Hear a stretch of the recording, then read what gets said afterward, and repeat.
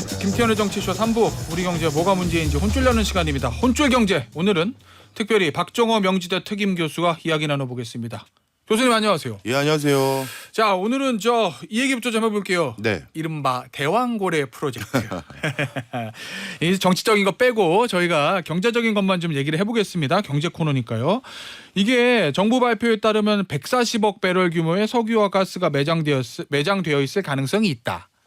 이게 현재 가치로 따지면 삼성전자 시가총액의 5배다. 2,000조다. 이렇게 얘기하던데 이거 이렇게 산출되는 게 맞는 산출 방식이에요? 당연히 아닙니다. 아, 그래요? 네, 너무 요즘 우리나라 개인 투자자분들께서 너무 기민하게 움직이다 보니까 모든 것들을 이제 시가총액이라든가 어떤 투자 대상으로 이제 바라보는 경향이 좀 있는데요. 예. 일단 140억 배럴에 대해서도 있다라는 편이 아니라 상당히 있을 가능성이 있고 그리고 그게 최대 규모가 한 140억 배럴 정도까지 된다라고 얘기를 하거든요. 예. 근데 이런 워딩만 가지고 이거를 우리나라 최고의 시가총액을 보유하고 있는 그 어떤 뭐랄까요 회사와 비교해서 이렇게 투자를 한다든가 뭐 이렇게까지는 진행되지 않는데 그냥 금액으로 이건 진짜 단순 계산한 거예요. 그리고 지금 시세로 표시를 한 거일 뿐이고요. 아까 140억 배럴에 지금 유가 수준으로. 기준으로? 예. 근데 유가라는 건 정말 어느 수준까지 될지도 모르는 거고 얼마까지 떨어질지도 모르기 때문에 이건 너무 단순 계산한 거고 그래서 그러면 시추 비용 빼고 그냥 140억 배럴을 팔았을 때 1배럴 그렇죠. 얼마 곱해서 그렇게 한 거예요. 그러니까 이게 말 그대로 이익이 무슨 삼성전자 시총의 5배 정도 수준까지 나온다는 것도 일단 절대 아니다. 2,000조 번다는 얘기가 아니구나. 너무 발빠른 투자자들이신 것 같아. 알겠습니다. 그러니까 지금 140억 배럴 다 한꺼번에 나와서 한꺼번에 시장에 팔면 매출이 2,000조 될 수 있는데 거기서 또 이제 개발 비용 빼고 이것저것 다 빼면은 수익은 그렇지 않을 수도 있다. 그렇죠. 예전에 동해가스전 유전 저희가 처음 발견했었을 때도 시추를 열 몇 번씩 해보고 막 그랬었거든요. 그렇다면 이번에도 뭐 한 번 뚫어서 한 번만에 나오면 얼마나 좋겠습니다만 그런 탐사 시추 능력 가진 회사는 전 세계 없거든요. 그럼 몇 차례 이제 시도도 해봐야 되고 또 정부 입장에선 그런 과정에서 정밀하게 시추하기 위한 또 시간도 많이 걸릴 거고 그 과정에서 돈도 쓰는 거죠. 그런 것들 따져보면 이게 단순히 그냥 국부가 삼성전자 시총의 5배 늘었다 이렇게 보기는 어렵습니다. 자, 그러면 숫자는 그렇다 치더라도 나오면 뭐 140배럴이 아니라 14억 배럴이라도 나오면 좋은 거죠. 좋은 거죠. 엄청 좋은 거죠.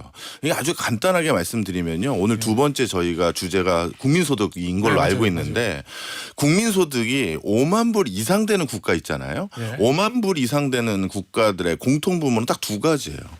자원을 엄청 많이 가지고 있는 국가거나 아니면 전 세계에 흔히 말해서 패권 국가 중일부 뭐 요 정도가 5만 불 이상 들어가는 유일한 나라들이에요. 뭐 도시 국가들이 좀 섞여 있긴 합니다.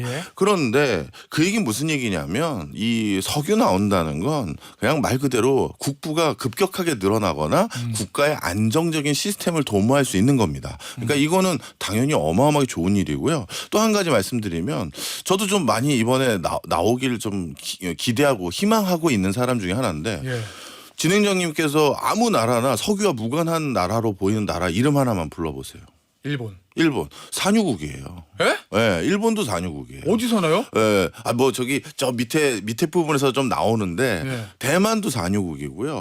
동남아시아 국가들 중에서 산유국 아닌 곳은 라오스 한 곳 빼고는 다 산유국이에요. 너무 소외감 느끼는데요. 그러니까요. 그래서 전 세계 이 유엔을 기준으로 우리가 국가로 분류하는 국가가 한 200개 정도 된다고 보시면 되는데 그 중에서 한 120개국 정도가 산유국이에요. 그러니 지금은 탐사 기술도 워낙 발달하고 그리고 석유를 캐내는 기술도 워낙 발달하다 보니까 예전에는 지금 우리가 시도하고 있는 저 심해 유전 같은 거는 아예 제대로 정밀하게 관측할 수 있는 기술도 없었거든요. 그래서 이번에는 조금 더 우리도 이제 다시 한번 산유국에 들어가기를 저도 희망하고 있습니다. 하긴 뭐 사우디나 뭐 베네수엘라처럼 다른 나라에 팔지는 못해도 우리가 수입하는 것만 수입 안 하고 자급자족만 해도 네. 엄청나게 이득이 되긴 되겠죠. 이번에 이렇게 네. 석유와 관련해서 이슈가 되다 보니까 요 어딩도 좀 바로 잡아보면요. 우리나라는 석유를 판매하는 국가입니다. 예, 이것도 좀 설명을 잠깐 드릴게요. 정유해서 판다는 말씀이죠. 정제해서 그렇죠. 정제해서, 예. 네. 이것도 원유는 아니고. 이것도 아까 우리 석유 나오면 좋은 거다라는 말씀에 대해서 이것도 설명을 드리면 원유도 조금 표현을 달리하면 우리는 판매하는 나라인데 그것도 같이 설명 한번 드리면 우리나라는 1등 수출 품목이 반도체고요. 그렇죠. 지금은 통계상 2등 수출 품목이 자동차이지만 네. 원래는 한 10수년 이상 석유화학 제품류가 우리나라 2등 수출 품목이었어요. 네. 그러니까 말씀 주신 것처럼 원유 정제해서 뭐 프로틸렌이라든가 뭐 그다음에 합성 수지, 합성 예, 고무 예, 등등으로 판매하는 게 있고요. 원유도 판매합니다. 좀 설명을 드리면 중동 지역의 국가인 사우디나 UAE 등이 뭔가 위기 시에 자신들의 원유가 뭐 전쟁 때문에 전부 불타거나 그러면 안 되잖아요. 네, 네. 그래서 해외에 비축해달라고 맡겨놔요.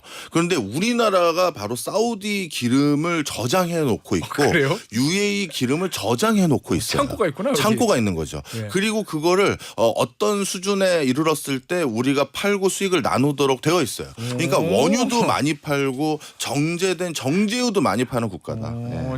원유 창고업이네요, 일종의. 네. 알겠습니다. 자, 그런데 일단은 실제로 시추해가지고 이게 이제 상업화되기까지 네. 시간이 좀 걸리는 건데 예. 지금 당장 반응이 있는 데는 역시 주식시장입니다. 예. 석유 에너지 관련 주가가 폭등했다면서요? 네, 요것도 좀 설명을 드릴게요. 네. 오늘 뭐 혹시 주가 찍어주냐 하고 기대하고 계신 분들에겐 정말 죄송한 얘기입니다만 네. 석유를 개발하는 국가는 크게 두 가지 기조가 있어요. 하나는 국가가 주도해서 개발하는 나라들이 있고 네. 하나는 민간이 주도해서 석유를 개발해서 판매하는 나라가 있습니다. 네. 만약에 민간이 주도해서 석유를 개발해서 판매하는 나라에서 대규모 뭐 시추 직전에 이런 호재성 있는 이슈가 나오면 네. 그 관련 주식을 사는 것도 어느 정도 타당한 투자일 수도 있어요. 예를 들면 엑소모빌 뭐 이런 뭐 데. 맞습니다. 뭐 토털이라든가 이런 회사를 사는 것도 뭐 좀 선도적인 투자 좋아하시는 분들이라면 네. 가능성 많더라도 난 미리 늦게 할 수 네. 있습니다. 근데 우리나라는 석유에 대한 거의 대부분의 권한을 국가가 가지고 있어요. 대한석유공사. 예, 맞습니다. 그냥 한국석유공사죠. 한국석유공사. 네. 예. 그래서 이 한국석유공사라는 건 국가기관이고 그리고 국가기관에서 한국석유공사를 비롯해서 그걸 중심으로 국가의 석유 관련한 사업을 어떻게 보면 뭐 구조를 짜놓은 이유가 이 석유는 우리나라 전체 경제에 미치는 영향이 너무나도 크지 않습니까? 그러다 보니까 단순히 영리 목적으로만 석유 사업을 하진 않아요. 그러니까 석유 사업을 하는 것은 석유만큼은 안정적으로 수급해드리고 안정적인 가격에 공급해서 네. 국가 경제 전반에 이바지할 수 있는 시스템을 우리가 여러 제도적으로 또 국가 체계적으로 만들어놨거든요. 네. 그러니까 이걸 좀 정확히 이해를 하셔야 되는데 동해에서 석유가 많이 안 나오면 그러면 경제성이 없다. 우리는 그렇게 볼 수가 없어요. 국가에서는 석유가 140억 배럴이 아니라 1억 배럴이 나온다 하더라도 그걸 캐서 어느 정도 비축을 해놨을 때 그 비축한 걸로 인해 정말 준동에서 전쟁이 났거나 아니면 전 세계적인 국제적인 대란이 나서 유가가 100불이 아니라 배럴당 200불까지 치솟았을 때 그때 급한 불을 끌려고 1억 배럴만 방출을 해도 그래도 국가 경제에 몇 개월 동안 굉장히 그렇죠. 안정감을 준다면 그러면 하는 거예요. 그러니까 국가가 경제성을 평가하는 목적과 민간이 경제성을 평가하는 목적이 다르죠. 자, 그 얘기는 예. 만약에 우리나라에 한국판 엑소모빌이 있어요. 예. 거기서 이 동해 가스전을 탐사를 해요. 네. 그럼 돈 벌려고 하는 거잖아요. 네. 그러면 주가에 반영이 되겠지만 예. 속된 말로 이 한국석유공사는 돈 벌려고 하는 게 아니다. 예, 더 정확히 말하면 그 표현보다도 엑슨모빌은 140억 배럴이 아니라 1억 배럴로 줄어들면 야 이거는 뭐 빨대 꽂아서 캘 것도 별로 없다. 야 접자 이렇게 될 수가 있는데 국가는 1억 배럴이라도 다시 국제적인 유가가 불안정했을 때 우리가 이걸 가지고 비축유를 만들거나 일시적으로 공급하는 데 있어서 국가 경제에 플러스 알파적인 요소가 있다면 해볼 만한 일이 되는 거예요. 그다음에 시추와 탐사와 요즘은 이렇게 다 캐고 나면 빈 깡통이 돼버리는 폐광 그 블럭에 탄소 포집 기술을 넣거든요. 그런 것까지 만약에 여기서 관련 기업들이 실험해 볼 수 있는 장을 만들 수 있는 부가가치 뭐 이런 것까지 다 고민하는 거죠. 그러면 그 얘기는 엑소모빌 같은 데는 회사 수익성이 우선이지만 한국석유공사는 그게 우선이 아니기 때문에 그렇죠. 투자자들은 주의해야 된다. 주의해야 되는데 벌써 어떤 일이 생긴지 아시죠? 상한가. 한국 석유는 석유공사가 아니에요. 지금 상장되어 있는 한국석유라는 회사는. 아 이거랑 또 달라요? 다른 회사예요. 네. 그러니까 석유공사는 비상장 회사예요. 네. 그런데 한국석유라는 이름이 비슷한 주식회사 한국석유가 상한가를 계속 찍고 있는 건 네. 이거는 과열이라고 봐야 되는 거죠. 그 한국석유라는 회사는 이 객관적 공사가 아니라니까요. 여기랑 우리가. 관계 없어요? 관계가 없는. 그러니까 그거는 아스팔트와 관련된 일을 하는 다른 회사인데 네. 이게 우리 석유공사인가 보다 하고 그게 계속 상한가를 찍고 있는 건 이거는 또 주식시장에 너무 과열이 된 거다. 이렇게 봐야 되는 시그널이죠. 예, 알겠습니다. 뭐 투자는 알아서들 자기 책임 원칙에서 하시는 거지만 네. 어쨌든 저희가 정확히 알려는 드려야 되니까 예. 동해유전이랑 관련은 없는 네. 회사라는 거. 석유공사가 아니라는 겁니다. 예. 동해유전과 관련 없다라는 표현보다는. 네. 알겠습니다. 자 마지막으로 대왕고래 프로젝트 이 교수님이 경제학자의 측면에서 봤을 때 이 경제성이 지금 있다고 보세요? 아니면 판단이 어렵다고 보세요? 지금은 판단은 어렵지만 시추했었을 때 나올 가능성이 많다라고도 표현할 수 있는 여지는 충분히 있어요. 그래서 정부가 그렇기 때문에 그냥 무조건 여기저기 빨리 뚫어가지고 빨리 찾자 이렇게 하기보다는 또 이제 비용을 절감하기 위해서 전략적으로 어디에 어떻게 시추해서 확인해 볼 수 있는지 잘 찾아봐야겠죠. 알겠습니다. 자 지난주에 좀 기분 좋은 소식이 있었습니다. 네. 한국은행에서 발표를 했죠. 1인당 국민소득이 일본을 추월했다. 예. 세계 6위 수준이다. 예. 일본 그럼 이 얘기는 우리나라 국민이 일본 국민보다 잘 산다. 네. 예. 서울에 있는 홍길동이 도쿄에 있는 나카무라보다 잘 산다 이거죠. 예, 좀 설명을 이것도 드리겠습니다. 네. 오늘 제가 뭐 좀 고춧가루 뿌리는 소리를 드리는 것 같은데 아닌가 보다. 네, 아닙니다. 그래요? 일단 이거는 철저히 환율 효과에 가깝다고 보시는 게 좋아요. 네. 우리나라가 그 1인당 국민소득이 36,000불 정도 돼서 일본을 앞질렀다고 했잖아요. 네. 근데 2022년에 일본의 국민소득은 사실 그때 기준으로는 4만 불이 넘었어요. 예. 그런데 아니 4만 불이 넘었던 나라가 다시 3만 불 중반대 우리보다 낮은 걸로 떨어진 이유는 철저히 엔화 가치가 떨어졌기 때문이에요. 엔화가 사상 최저치 수준 근접한 수준으로 떨어지다 보니까 자연스럽게 국민소득 집계가 달러 기준으로 되다 보니 그것으로 인해서 국민소득이 급격하게 낮아지게 집계될 수밖에 없었고요. 그 얘기는 분명 일본의 국민소득이라는 게 환율 효과가 없었다면 우리보다 위에 있었을 경우가 많은 가능성이 높다라는 거죠. 하지만 이거에 대해서 또 이렇게 너무 폄하하게 생각할 것은 아닌 게 예. 만약에 우리가 1990년대다 80년대다라고 하면 아무리 환율 효과가 있었더라도 어림도 없는 상황인데 지금은 환율 효과 조금 가미되면 야 일본하고 순위 바뀌네 이런 정도를 기대해 볼 만큼 우리나라 어떻게 보면 경제 규모와 국민들의 소득이 상당 수준까지 올라온 것은 분명한 또 사실입니다. 그리고 또 한 가지 말씀 주신 게 세계 6위라고 말씀 주셨잖아요. 요것도 앞에 대전제 조건을 많이 보도가 안 된 것 같더라고요. 정확히 말하면 세계 6위라는 수준은 인구 5천만 이상? 5천만 이상이에요. 예. 우리가 인구가 너무 작은 뭐 리텐슈타인이라든가 모나코라든가 이런 소국들 예. 이런 국가와 비교를 해버리면 우리가 순위가 한참 밀리죠. 뭐 그렇겠죠. 예, 그런 나라들은 뭐 국민소득 뭐 10만 불부터 막 쿠웨이트도 그렇고요. 그런 나라들이 많다 보니까 그렇게 따지면 우리가 10위권 바뀐 경우가 많지만 예. 어떻게 보면 동일선상에서 비교해보자라고 해서 우리와 경제 규모가 이렇게 유사할 정도로 그 인구가 많은 나라들 사이에서도 이제 6위까지 왔을 만큼 상당히 높아졌다라는 집계예요. 어딜까요? 제가 맞춰보면 미국, 네, 독일, 네, 영국, 영국, 프랑스, 이태리 맞죠? 맞죠? 네. 그리고 이제 일본, 우리나라였는데 순서가 바뀐 거구나. 맞습니다. 그래서 그 정도 수준까지 올라왔다는 건 굉장한 거고요. 그러면 이제 5천만 명 이상만 가지고 비교해서 6위니까 뭐 도시국가들과 비교하면 또 우린 못 사는 거네.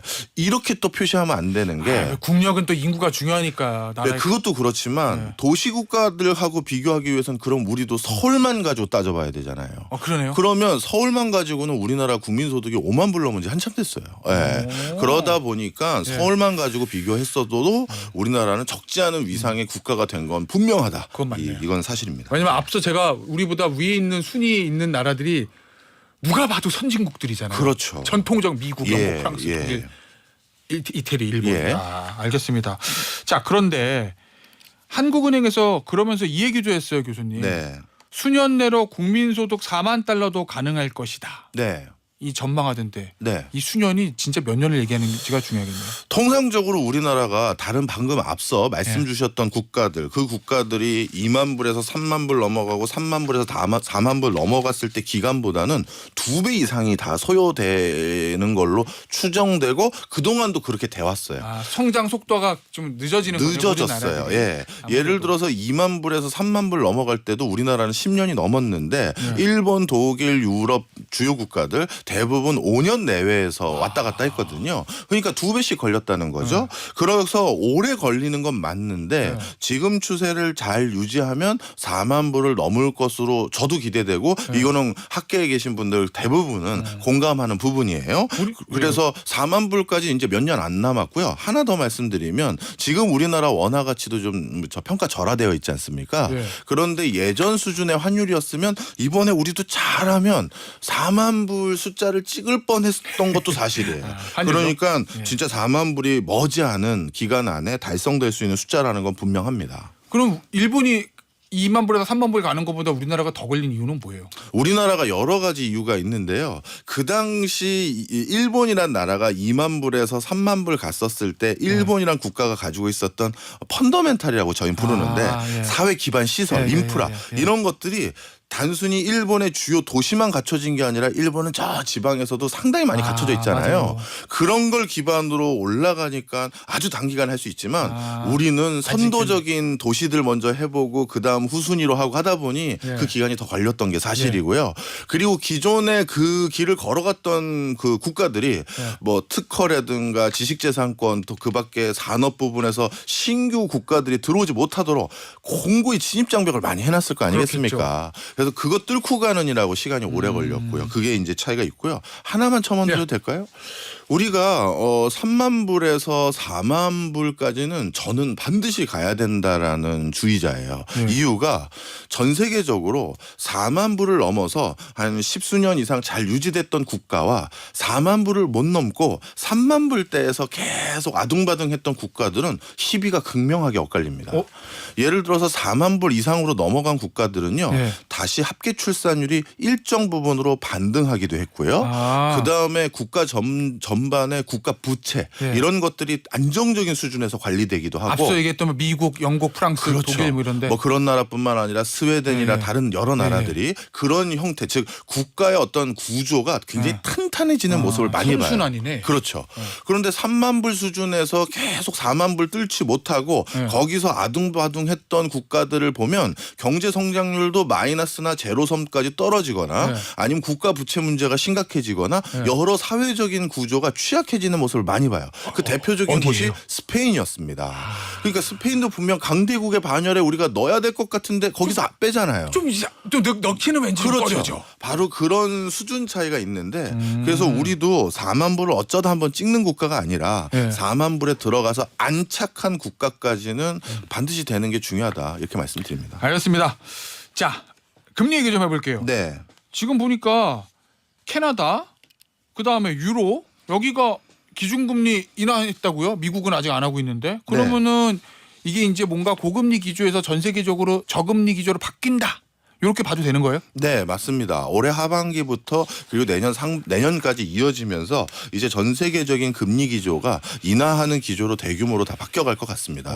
유동성이 좀 풀리나요? 예, 그럴 수 있죠. 그래서 벌써 유럽에서도 뭐 이번에 유럽 중앙은행이 아니라 그 전에 이미 스위스를 중심으로 해서 선도적으로 금리를 낮춰오는 행보를 보여왔고요. 거기에 뒤로 이어서 유럽 중앙은행이라든가 캐나다 등 또 많은 이제 중진국 이하 국가들도 금리를 인하하는 국가들이 많아지고 있는 상황이에요. 그래서 이제 올 하반기부터 더욱더 본격적으로 금리 인하 기조가 전 세계적으로 보편화될 것으로 보여지고 그다음에 내년 상반기부터는 더더욱 그 금리 인하 기조가 아주 확연한 추세로 바뀔 것으로 전망해도 괜찮을 것 같습니다. 자, 미국은요? 미국도 내려요? 미국은 좀 걸릴 것 같아요. 그러니까 미국이 내려야지 전 세계적으로. 그게 제일 중요하죠. 그러니까 전 세계 금리 기조에 가장 중요한 영향을 미치는 게 미국의 기준금리인데 그거는 좀 더 지켜봐야 될 게 바로 지난주로 제가 기억하는데 미국의 고용 지표까지 발표가 됐는데 와 고용이 너무 좋아요. 당초 시장의 컨센서스보다 고용 수준이 훨씬 더 높은 걸로 나왔거든요. 미국 경기 좋구나. 경기가 너무 좋아요. 네. 그리고 미국의 주요 IB들이 연초 대비 지금 다시 한 2분기 정도 지난 지금 정도 시점에 미국의 경제 성장률에 대해서 발표한 수치들을 보면 대부분 경제 성장률이 올 연초에 전망했던 것보다 다 상향으로 올렸어요. 미국 경제가 너무 좋을 거라는 거죠. 그럼 그 얘기는 달리 말하면 경기가 좋은 상황에서 금리까지 낮추면 경기 과열이거든요. 네. 그럼 물가 언제 잡겠냐 이런 소리 나오는 거예요. 네. 미국 연준이 부여받은 가장 중요한 숙제는 물가 잡으라는 네. 거거든요. 그럼 물가도 아직 못 잡고 물가 잡는 시간이 점점 길어지고 있는 상황에서 거기에 대한 부담감을 느끼고 있는 연준 위원들이 금리를 선도적으로 낮출 가능성은 더 낮아진 거죠. 네. 자, 그러면 우리나라는 어떻게 네. 돼요? 한국은행. 네, 예. 이창용 제일 그 중요한 총재 거죠. 입장에서 벌써 발표를 슬쩍 하신 그 힌트를 우리가 좀 귀담아 들을 필요가 있는데요.